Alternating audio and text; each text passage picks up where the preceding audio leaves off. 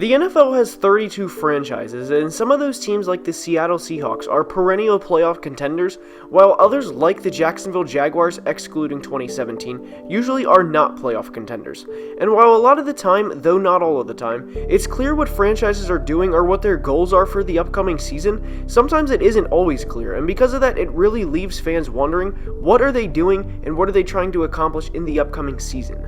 There are a few franchises right now where there's a legitimate question people can ask, and I don't think there's a clear answer as to what they are up to and what their intentions are beyond the 2020 season. The three teams we will discuss in today's video as to what they are doing are the Los Angeles Rams, the Las Vegas Raiders, and the Houston Texans. Now before we get started, make sure to like the video and subscribe to the channel, as all support is very much appreciated. Now let's begin. And we start today's video with the Las Vegas Raiders. The Raiders are, in my opinion, in one of the worst situations in football for a few reasons. To begin with, their quarterback at best is average, or even if you're a Raiders fan and want to look at Derek Carr in the best light possible, slightly above average. And while his contract was a 5-year, $125 million extension, the Raiders front office was relatively smart, as the guarantees weren't anywhere close to what other quarterbacks are getting now. However, Carr isn't bad enough to the point of where he'll lead them to a 2-14 record and essentially help the organization draft his replacement after that season. While he could lead them to a 5-11 record or even a 6-10 record, he's not that bad, especially with players like Josh Jacobs, Henry Ruggs, and Max Crosby on defense to be that bad of a team. On top of all of this, the Raiders won't ever beat the Chiefs in a playoff game if Derek Carr is starting against Patrick Mahomes. It's just not going to happen. They play in a division with the best quarterback in football and the defending champions, and as if that's not enough to potentially derail a team's success, the Broncos look to be very much on the rise.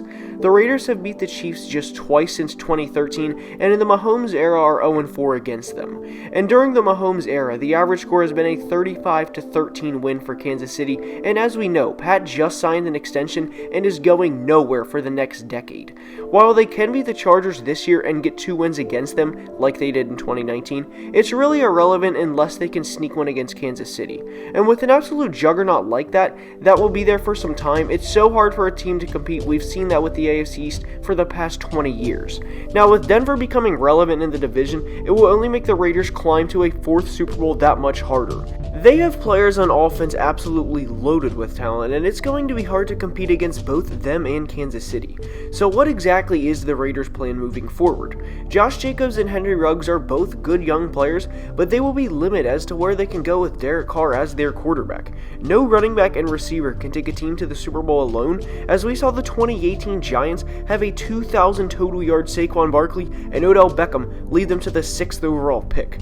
So with that being said, and with how good the teams are in their division, I don't exactly understand what they're doing, what their goals are, and what they plan to do going forward. And next is the Los Angeles Rams, who are in a situation similar to the Raiders, just in the NFC West in place of the AFC West. 2 teams in their division went to the playoffs last year, and barring something spectacular, will probably go back again this year.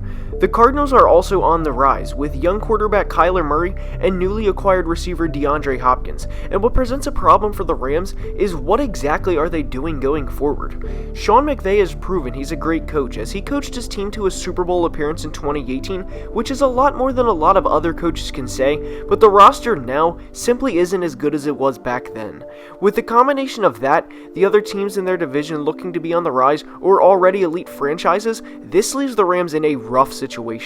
They have the best defensive player in football in Aaron Donald, and he certainly wouldn't want to go through a rebuild at 29 years old and arguably at the peak of his career. And on top of it, the Rams don't have a first-round pick to draft a franchise cornerstone until 2022. They have Jared Goff under contract with heavy guarantees through that season, and Goff is a lot like Carr, meaning he's not good enough to lead the team to a Super Bowl by himself. Now, I do think it's more than fair to say Goff is better than Derek Carr, but it's not a sizable difference, like a Patrick Mahomes to Kyle Allen difference between these players, and because of this, the Rams have cornered themselves into being between mediocre and slightly above average for the next few years. Yes, they have elite players in Aaron Donald and Jalen Ramsey, but those two alone, even at the peak of their games, can be handled by double team or even triple teaming Aaron Donald and throwing to the other side of the field in Ramsey's case. I also think it's more than fair to say Sean McVay in 2020 is a much better coach than John Gruden is, and with that being said, I think the Rams have a much higher floor than the Raiders do, do in the next couple of seasons. Whether Jared Goff can be the guy to hoist a Lombardi is to be seen, but as of now, he has a long way to go, and the roster just isn't there for him to be able to do that. They were 11 points away from a Super Bowl victory just 18 months ago, but those days seem long gone. And with their strategy of trading multiple first-round picks for big-name players seemingly backfiring in them, I don't think we're going to see many teams try that approach again soon. And I'm excluding Seattle from that because their last 3 first-round picks have been Rashad Penny, LJ Collier, and hopefully he turns out, but linebacker Jordan Brooks. They aren't exactly hitting home runs like Aaron Donald or Jared Goff, for example, and now we head to Houston. The Texans are in a unique situation because they have one of the best young quarterbacks in football in Deshaun Watson, but seem content with wasting his ability and wasting his prime.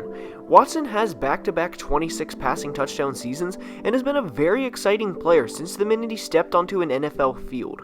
However, in the past year, they did acquire a franchise tackle in Laramie Tunsil to help him out, but they also traded away both DeAndre Hopkins and Jadeveon Clowney and miraculously didn't land a single first-round pick in return.